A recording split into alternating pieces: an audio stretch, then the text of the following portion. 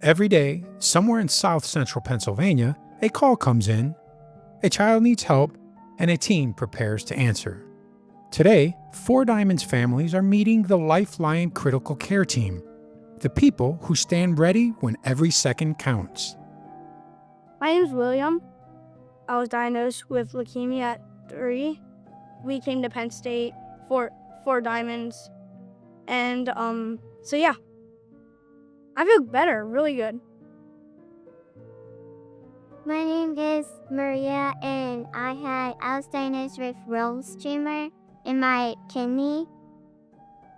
They removed my kidneys, and then I had 2 other surgeries with putting my port in and out.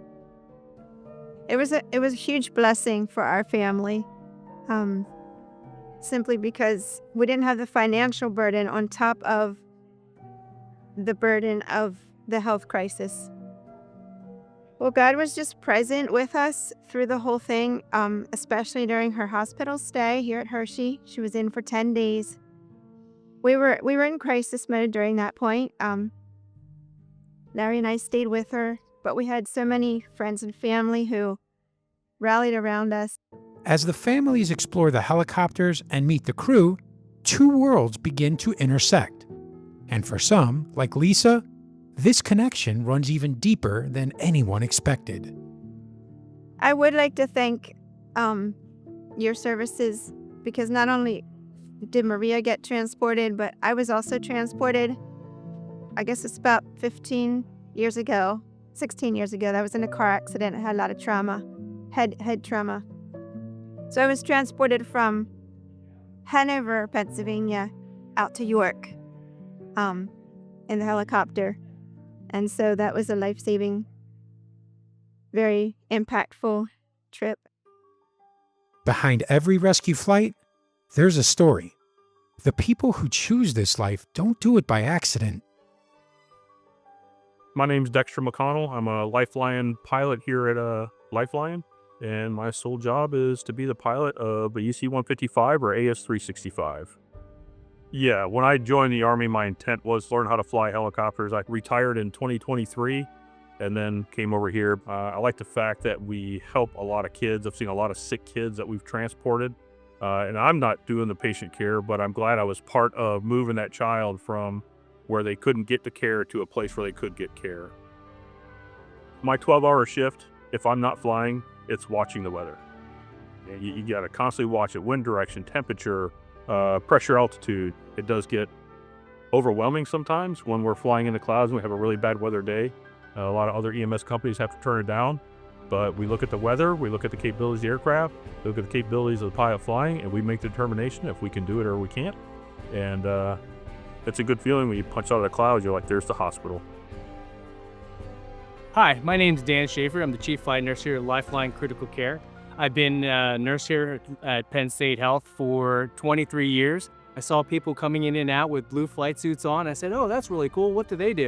They bring us patients. They're like, oh. So I decided very early, well, not early, actually about 10, 12 years into my nursing career, to go back and pursue the option of being a flight nurse.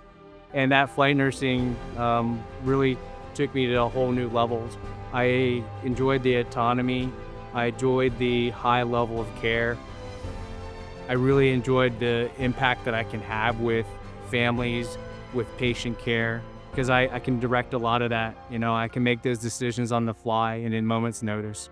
But in any given day, a busy day would be anywhere from 3 to 5 flights a day.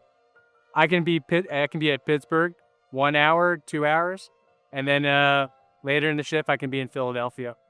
Yeah, it's crazy to me that I get paid to do this. This is amazing. Like, wow. You get to do what? Yes, in a helicopter. For the crew, one of the hardest parts is not knowing if their work made a difference. But sometimes they find out. Children's Miracle Network was a big supporter of ours, and we went out to the Children's Miracle Network fundraiser, and a dad came up to me. He said, "Thank you for taking care of me." I'm like, "Oh, great, that's awesome. What happened?" I don't remember. He's like, "Oh, I had a motor vehicle accident. I had a traumatic brain injury." I'm like, "Okay." He said, I want to introduce you to, and at this time, this was almost 10 years ago. He was 17, 18 at the time. 10 years later now, I said, I want to introduce you to my family and kids. You don't think about those things in the moment. I think in the moment you think about this young kid who had a terrible accident, and you want to impact that the best way you can. You know, give him the best chance for survival and bring him back to this huge facility, your resources that you have here. And, you know, that hit really home to me, just because I was like, wow, this is what I do. This is why I do it. So I'm very humble. You know, I'm very grateful that I have the opportunity to take care of people, you know, and meet those people, you know, and touch their lives. Because every day you never know what's going to happen. You don't know who's going to need you or what's going to be, what needs to happen in the moment's notice. My name is Matt Baily. I'm the program manager for Penn State Health Lifeline. The team ends up treating the sickest of the sick patients. This usually means we have a lot of critical ICU patients, scene trauma patients that need a lot of care once they get here to Penn State Health. So we don't always know immediately what happens with these patients, but we do try to do a lot of follow-up. That's why I actually love events like this, where we have Children's Miracle Network and Four Diamonds come. We get to see some of the kids that we actually flew. Actually, really early on when I first started here, we had a very sick kid that was at a community hospital in Lancaster.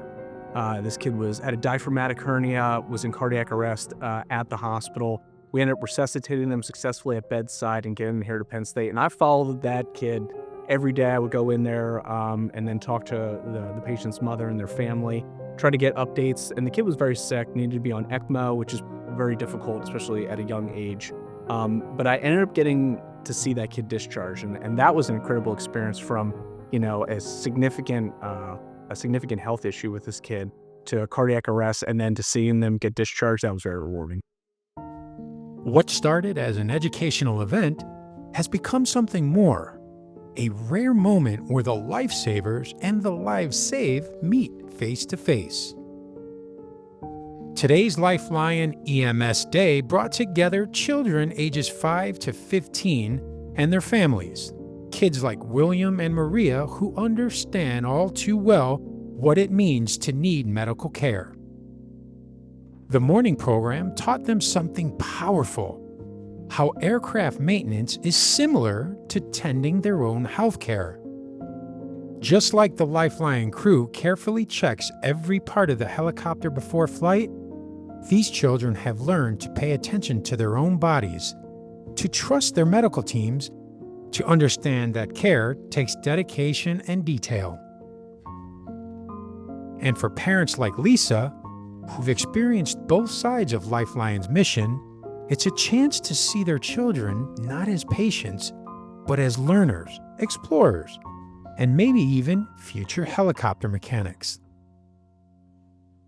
I think it was really awesome. I may want to change my career on what I wanted to do and be like a helicopter mechanic. I learned that helicopters have a lot of work. Like when they do missions, like you have to make sure take them apart, and you have to check to make sure everything is well and together.